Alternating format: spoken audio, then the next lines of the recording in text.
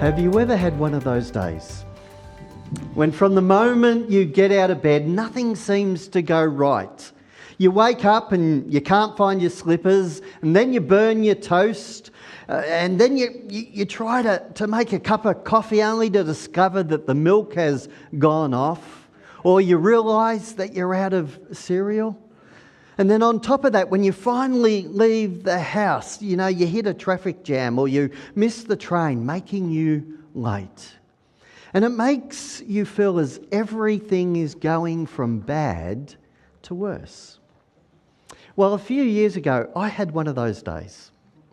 I was in a rush from the start of my day because not only did I have lots to do, but time commitments to meet. But I also didn't want to miss my morning bike ride. I know looking at me now, it's hard to believe, but there was a time in my life when I would ride every morning before work. And so on that morning, I was on my bike, and because my time was short, I didn't want to shorten my ride, and so I thought if I just go faster, I can get round in the time that I need to get round. And so going faster, I tried to take the first corner that I hit as fast as I could. But what was unknown to me at the time was that there was sand on the bike track. So when my front wheel hit the sand, the wheels of my bike went from under me, causing me to go into a slide. And because my feet were locked on the pedals of the bike, the first part of my body to hit the concrete, and I don't know why, I'll get to that in a moment. When you go on a slide, it would have been wise just to go with the bike, but I think I was looking at my pedals going, what's going wrong? So the first part of my body to hit the concrete was my chin. And when my chin hit the concrete, the enormous sound, that cracking sound as your chin hits the concrete, it just pop. I couldn't believe just the enormous cracking sound. It's the biggest sound that I've ever heard in my life. I don't know if you've broken your chin, but it's a weird feeling. Your teeth don't line up, and you're going, what is going on here? So by hitting the concrete at such force, I broke my jaw in a number of places. The impact on the concrete also split the bottom of my jaw open, and I also dislodged a couple of teeth. The impact also concussed me. I was concussed at the time. So what happened next was, to this day, it's still a little foggy, but I do remember standing at, I think it was reception in ER, and I was trying to explain to the receptionist or to the nurse what happened, and she stopped me mid-sentence. And she started to complain. She says, all the blood, it's just dripping all over my workspace. And at that moment, I sort of looked down and I just saw that blood was just pouring from my face. And I know this is strange, but all I could think of was what I had to do on that day. And so this thought of, oh no, it's just going to be one of those days came to mind. Which brings me back to my opening question. Have you ever had one of those days? Not quite. If you have, let me say with some experience that you are not alone. But that aside, have you ever heard of a guy named Job? If not, here's a little of his day. One day, When Job's sons and daughters were feasting at the oldest brother's house, a messenger arrived at Job's home with the news, "Your oxen were ploughing with the donkeys feeding beside them. When the Sabeans raided us, they stole all the animals and killed all the farmhands. I am the only one who escaped to tell you." While he was still speaking, another messenger arrived with the news. "The fire of God has fallen from heaven and burned up your sheep and all the shepherds. I am the only one who escaped to tell you." While he was still speaking, a third messenger arrived with this news. "3 bands of Chaldean raiders have stolen your camels and killed your servants. I am the only one who escaped to tell you." While he was still speaking, another messenger arrived with the news. "Your sons and daughters were feasting in their oldest brother's home. Suddenly, a powerful wind swept in from the wilderness and hit the house on all sides. The house collapsed, and all your children are dead. I am the only one who escaped to tell you." And while Job was facing all this disaster that was just happening before his eyes, at what stage do you think Job was thinking, "Oh no, it's going to be one of those days"? You know, here's Job. His world has just collapsed around him and he's lost everything that is precious to him. And yet this was his response. Job stood up and tore his robe in grief. Then he shaved his head and fell to the ground to worship. To worship. Incredible. So Job fell to the ground, not in disgust or in a state of disabandonment, but in worship.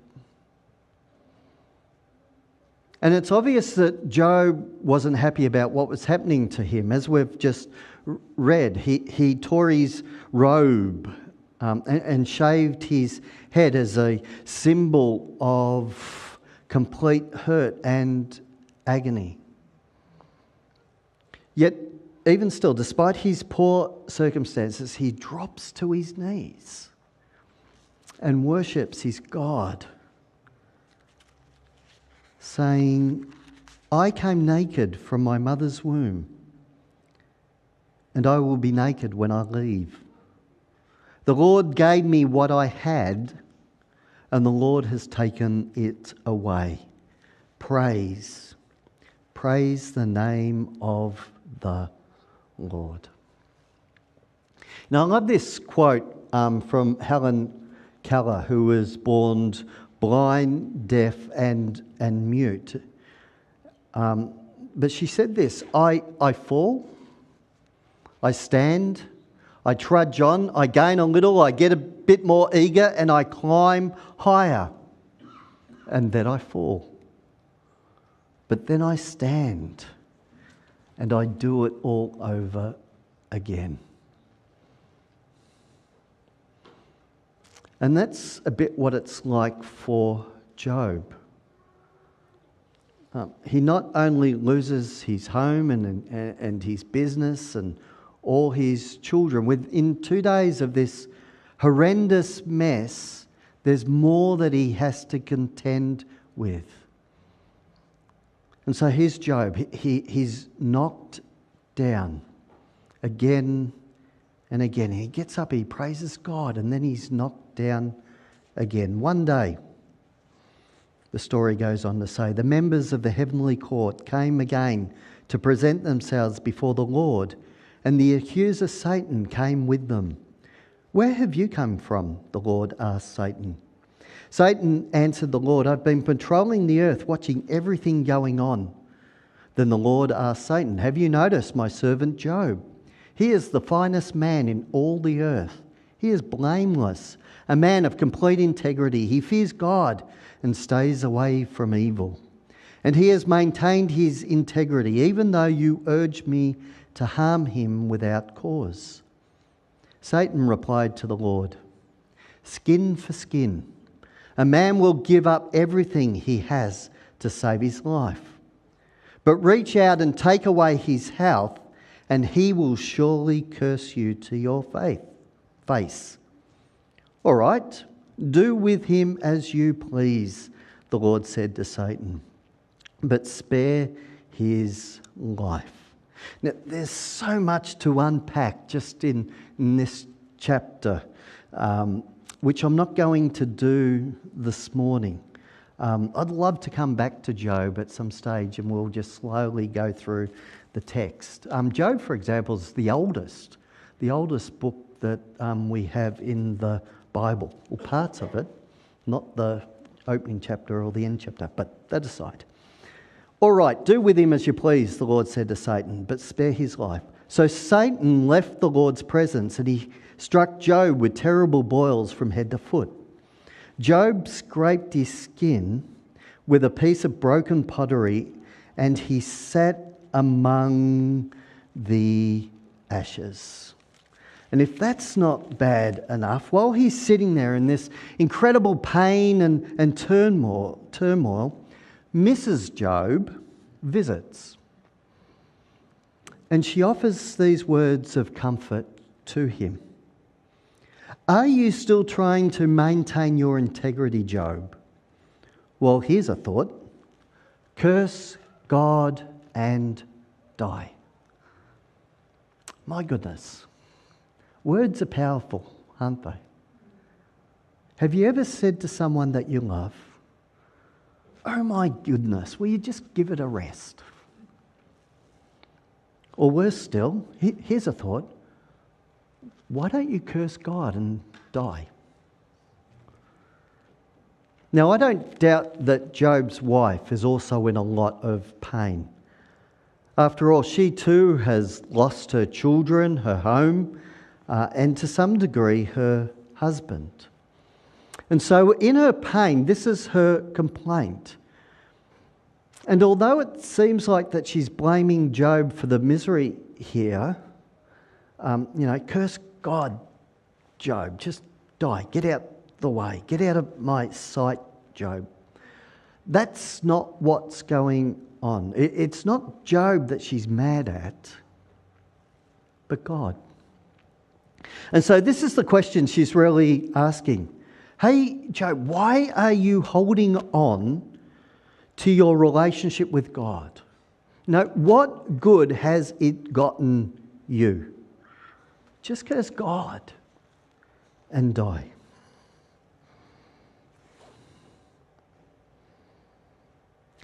Let me repeat what I said earlier. I believe it was Shakespeare who coined the phrase, "Our eyes are the window to our soul." And I'm also led to believe that Shakespeare drew inspiration for his work and for many of his well-known expressions from the Bible. And so if that's the case, then it's probable that he coined the phrase, "Our eyes are the window to our soul," after reading Matthew chapter 6, which are the words of Jesus. And it says this, "Your eye is like a lamp that provides light for your body. When your eye is healthy, your whole body is filled with light. But when your eye is unhealthy, your whole body is filled with darkness. And if the light you think you have is actually darkness, how deep that darkness is." And so building on this idea of Jesus and of Shakespeare, if the eyes are the lamp of the body, then our words are the voice of the heart. Now, as it says in James, and let me read these words again to you. "We can make a large horse go wherever we want by means of a small bit in the mouth. And a small rudder makes a huge ship turn wherever the pilot chooses to go, even though the winds are strong. In the same way, the tongue is a small thing that makes grand speeches. But a tiny spark can set a great forest on fire. And among all the parts of the body, the tongue is a flame of fire. It is a whole world of wickedness, corrupting your entire body. It can set your whole life on fire, for it is set on fire by hell itself. My goodness, they're strong words. But if James is correct, what does that tell us about Mrs. Job? Or more pointedly, what does it say about the one who says to another in times of great despair, give up? Give up. Give up on God and give up on hope. After all, what good has it gotten you? Well, what good? We're about to find out. This is Job's reply to his wife. You talk like a foolish woman. So let me pause here for a moment and speak directly to the men in the room, because here's my recommendation. If you want to live to see another day, then I'd probably suggest that you find another way to say that. You talk like a foolish woman. That's not a wise thing to say. But what comes next speaks much wisdom. This is what Job goes on to say. Should we accept only good things from the hand of God and never anything bad? Should we accept only good things from the hand of God and never anything bad? So let me pause here again, because this is not what Job is saying, that God is the cause of all things in life, both good and bad. It does, however, suggest that God sometimes allows bad things to happen to good people. And when it does, it's shocking. It's shocking. There's no other word for it. And so what's the answer? Well, I've got a couple of answers. Firstly, I suggest that you go home and read the rest of Job. As I said, I'd love to come back to the story of Job another day and we take it slowly through this book. But we don't have time for that this morning to read the remaining chapters. So let me start wrapping up. I want to change tact. I have no sense of direction. So I get lost all the time. And if that's not bad enough, here's the most shocking thing about my confession. Although today I use Google Maps whenever I want to go somewhere, there are times when I still get lost.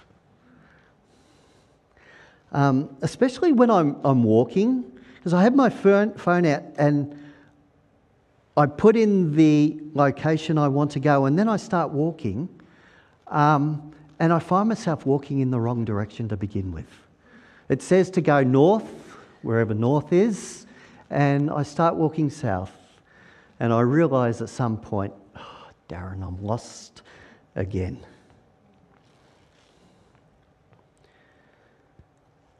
And so those times when I don't get lost, I would love, just once, for my Google Maps to say to me, well done, Darren.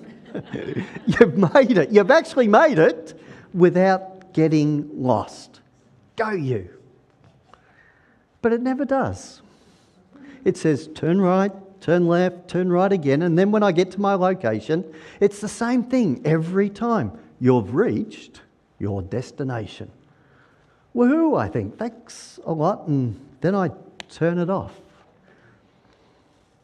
And I tell you this story because I think some people treat God like a GPS. For some, God says go north and they go south instead. For others, they ask God for direction. Give me a direction here, God. And then when God does, they then just shut God down. Oh, thanks God, bye.